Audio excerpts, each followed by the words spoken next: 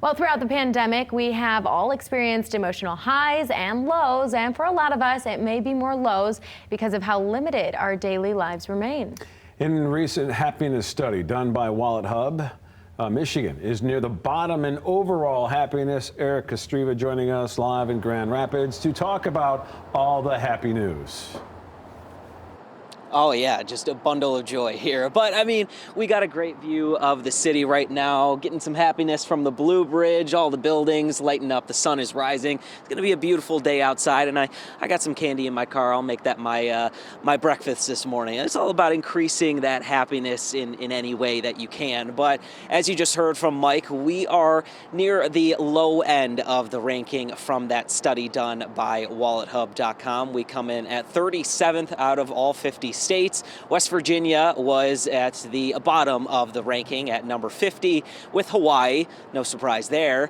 We would all love to be in Hawaii right now. They are at the top at number 1. Now that study was based on several different factors from the website, and each of the states were at least ranked because of several different factors. That study included weather throughout the year, average leisure time spent per day, number of work hours, and adult depression.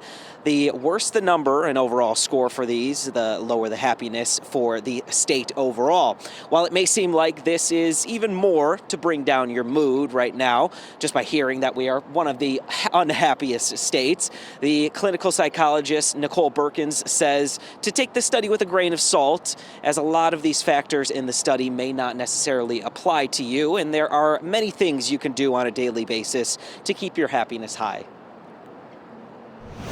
I think it's important to remember that people can have overall happiness in life, even if they are currently experiencing a challenging or unhappy period of time or situation in their life. That's an important thing to be aware of. And that's really what we talk about when we're talking about being resilient, being able to adapt to life challenges and circumstances. One of the things that we know that is absolutely related to a sense of well-being and happiness is taking care of your physical health.